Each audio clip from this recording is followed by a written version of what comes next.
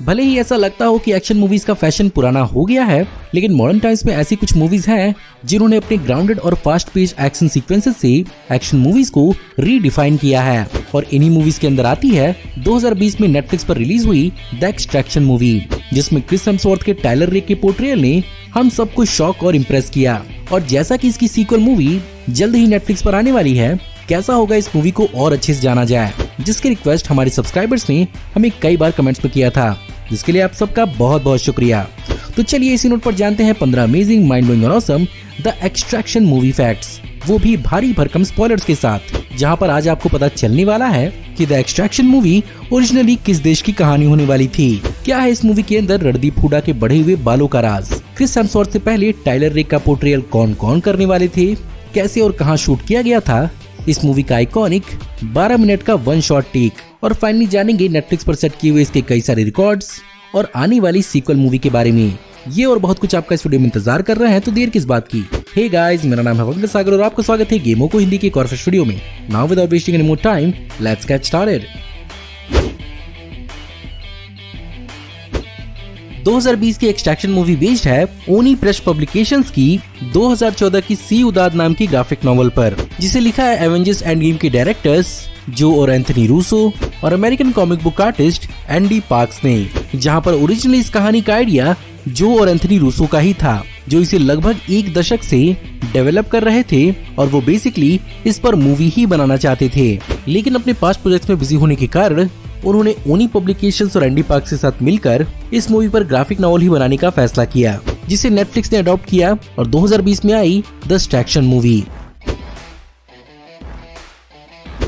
Marvel cinematic universe में लंबे समय तक थॉर बनने के बाद क्रिस हेम्सवर्थ ने हम सबको टाइलर रेक के रूप में बहुत ज्यादा सरप्राइज किया और साबित कर दिया कि उनके अंदर भी एक मेगा एक्शन स्टार बनने का पूरा पोटेंशियल है। लेकिन इनसे पहले रूसो ब्रदर्स अपनी कहानी के प्रोटैगनिस्ट के लिए सचमुच एक मेगा स्टार ही ढूंढ रहे थे, और कुछ सोर्सेस के हिसाब से यहाँ पर हॉलीवुड सुपरस्टार्स आर्नल्ड श्वार्ज़नेगर और ब्रूस विलिस को भी टाइलर रेक के रोल के लिए अप्रोच किया गया था। लेकिन ऑफ कोर्स जब मूवी का ही ठिकाना नहीं था तो ये एक्टर्स कैसे कास्ट होते। इवेंचुअली एवेंजर्स इन्फिनिटी वॉर और एवेंजर्स एंड गेम में क्रिस हेम्सवर्थ के साथ बहुत करीब से काम करने के बाद उन्हें क्रिस हेम्सवर्थ की पोटेंशियल को समझने में बहुत आसानी हुई, और क्रिस हेम्सवर्थ को भी एक ग्राउंडेड और एक लेस सुपर हीरोइक रोल चाहिए था, जिसके कारण वो इस रोल के लिए एग्री हो गए। इस मूवी के टाइटल को कई बार बदला गया था, क्योंकि नेटफ्लिक्स की फिल्म एक्वायर करने के बाद उन्हें मालूम ही नहीं था कि इस मूवी को कहा क्या जाए, क्योंकि ऑफ कोर्स ओरिजिनल मूवी की कहानी के कई सारे एस्पेक्ट्स को इस मूवी के अंदर थोड़ा अलग तरीके से दिखाया गया है, जिसके कारण डिसाइड किया गया था कि इस मूवी को पहले ढाका बुलाया जाएगा, जो बेसिकली एक इंडिकेशन होता ढाका में हुए सारे के सारे इवेंट्स का। लेकिन ऑफ कोर्स ये नाम पूरी तरह से कन्विंसिंग नहीं लग रहा था, जिसके कारण इसे चेंज किया गया आउट ऑफ फायर से। लेकिन ये डेंजल वॉशिंगटन की 2004 की मैन ऑफ फायर मूवी से बहुत ज्यादा सिमिलर था, जिसके कारण इसे एक बार और ही चेंज किया गया, और फाइनली इस बार मूवी की प्रीमिस को इंडिकेट करते हुए इस मूवी का नाम एक्सट्रैक्शन रखा गया।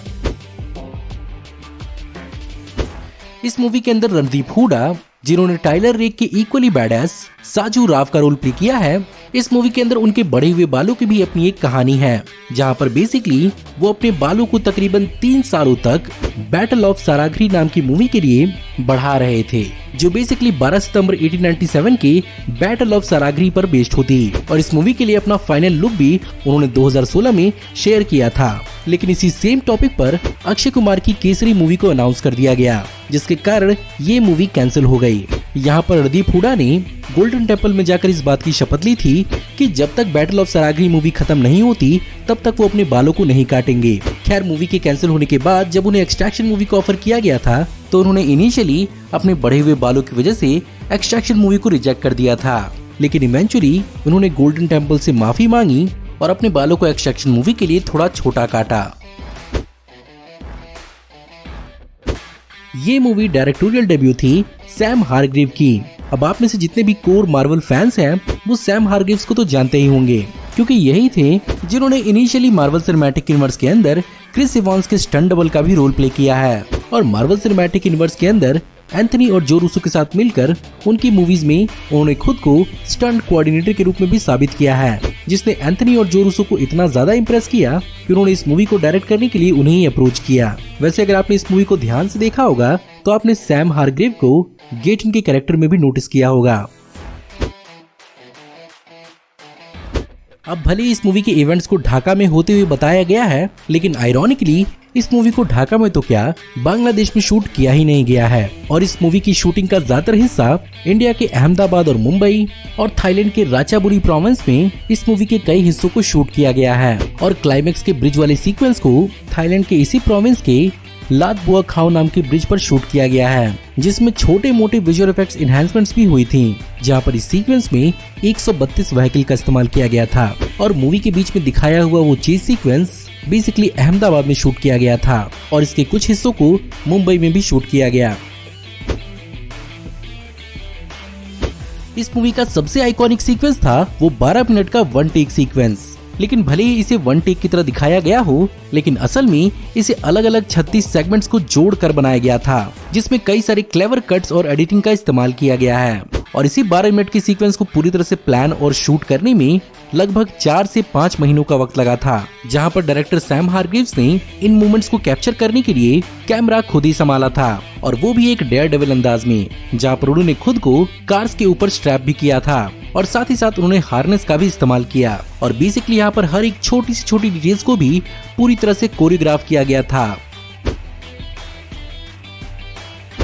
अब जैसा कि हर बार कॉमिक बुक्स और मूवीज के बीच में छोटे मोटे डिफरेंसेस होते ही हैं, इस मूवी के अंदर बहुत बड़े बड़े डिफरेंसेस को दिखाया गया है। जैसे कि इस कहानी के ग्राफिक नॉवल का नाम सिउदाद है, क्योंकि ये कहानी पैराग्वे के सिउदाद देल एस्ते शहर की है। और इस मूवी की कहानी को भी ग्राफिक नॉवल के ऊपर ही बेस किया जा रहा था, लेकिन बाद में उन्हें हिंट किया गया कि साउथ अमेरिका में ड्रग डीलर्स की कहानी बहुत हद तक नार्कोस सीरीज से सिमिलर लगती है। ऊपर से क्लासिक हॉलीवुड एक्शन मूवीज का एक बहुत बड़ा ट्रैक रिकॉर्ड रहा है अपनी मूवीज को साउथ अमेरिका में बेस करने का, इसलिए इस बार उन्होंने कुछ नया करने का सोचा और अपनी कहानी के लिए इंडिया और बांग्लादेश को चुना। इस मूवी के अंदर ओवी का रोल प्ले करने वाले रुद्राक्ष जायसवाल की ये पहली मूवी थी और पहले ही मूवी में उन्हें हॉलीवुड ब्रेक मिल गया, और वो इससे पहले इंडिया में कई सारी टीवी सीरियल्स और कमर्शियल एड्स में भी दिख चुके हैं। वैसे इस मूवी को चुनने से पहले उनके पास 2020 की बॉलीवुड मूवी तानाजी के अंदर अजय देवगन के कैरेक्टर तानाजी मलुसरी के बचपन का कैरेक्टर प्ले करने का ऑप्शन था, लेकिन उन्होंने इस मूवी को छोड़कर द एक्सट्रैक्शन मूवी में काम करने का फैसला चुना। वैसे मूवी और ग्राफिक नॉवेल्स के बीच में और भी बहुत सारे डिफरेंसेस हैं, लेकिन इनमें सबसे बड़ा डिफरेंस लीड कैरेक्टर्स का भी है, जहां पर क्रिस हेम्सवर्थ का कैरेक्टर टाइलर रेक एक ऑस्ट्रेलियन स्पेशल फोर्सेस का हिस्सा नहीं बल्कि एक फॉर्मल अमेरिकन सोल्जर होता है, जो सिउदाद में एक ड्रग लॉर्ड के बेटे को नहीं बल्कि उसकी बेटी ईवा को छुड़ाने जाता है। इस मूवी का पहला वो पानी वाला सीन जहां पर क्रिस हेम्सवर्थ का कैरेक्टर पानी में कूदकर पानी के अंदर मेडिटेट करता है, इसे एक वाटर टैंक के अंदर शूट किया गया था। और इस सीन के लिए बेसिकली क्रिस हेम्सवर्थ ने इम्प्रेसिवली 3 मिनट तक अपने सांस को रोके रखा हुआ था और उन्हें बार बार रिमाइंड किया जाता था सरफेस पर आने के लिए। प्रियांशु पेनुली, जिन्होंने इस मूवी के मेन विलन आमिर आसिफ का रोल प्ले किया है, उन्हें जब रूसो ब्रदर्स ने इस कैरेक्टर के लिए अप्रोच किया था तो वो इस बात पर यकीन नहीं कर पा रहे थे और उन्होंने अपने कॉन्ट्रैक्ट को साइन करने से पहले 10 बार पढ़ा था। जाहिर सी बात है, दुनिया की सबसे ज्यादा कमाने वाली मूवीज को बनाने वाले डायरेक्टर्स आपको अप्रोच करेंगे तो आपको थोड़ा तो शॉक लगेगा ही। अब भले ही एक्सट्रैक्शन एक ग्राउंड लेवल एक्शन मूवी लगती हो, लेकिन यहाँ पर सरप्राइजिंगली कई सारे विजुअल इफेक्ट शॉट्स का इस्तेमाल किया गया है, जिसे यहाँ पर American visual effects company method studios ने संभाला था। और इस काम के लिए उन्हें 2021 के 19th visual effect society awards में outstanding support visual effects in a photo real feature के लिए अवार्ड के लिए नॉमिनेट किया गया था। और यहाँ पर विजुअल इफेक्ट्स की सबसे ज्यादा जरूरत इंडिया के अंदर शूट हुए गन कॉम्बैट सीन्स में हुई थी, क्योंकि इंडिया में फंक्शनल गन्स को मूवी प्रोडक्शन में इस्तेमाल करना बैन था। ऐसे में सैम हारग्रीव्स को रबर प्रॉप गन्स को बाहर से इंपोर्ट करवाना पड़ा था, जहां पर इन्हें CGI से वर्किंग दिखाया गया। 24 अप्रैल 2020 को नेटफ्लिक्स पर रिलीज होते ही इस मूवी ने रिकॉर्ड पर रिकॉर्ड सेट किए, जहां पर इसके डेब्यू होते ही ये अपने पहले वीकेंड में सबसे ज्यादा देखे जाने वाला नेटफ्लिक्स का कंटेंट बना और दूसरे हफ्ते में इसने 6वीं पोजीशन हासिल की, जहां पर नेटफ्लिक्स के एस्टिमेशन के हिसाब से इस मूवी को 90 मिलियन घरों ने देखा, जो अमाउंट जुलाई तक बढ़कर 99 मिलियन हो गया। और ये बेसिकली नेटफ्लिक्स की हिस्ट्री की सबसे ज्यादा देखे जाने वाली ओरिजिनल मूवी बनी और इसने नवंबर 2020 तक नेटफ्लिक्स के सबसे ज्यादा देखे जाने वाली ओरिजिनल कंटेंट में 4थी पोजीशन बनाई रखी, जो कि बहुत इंप्रेसिव है।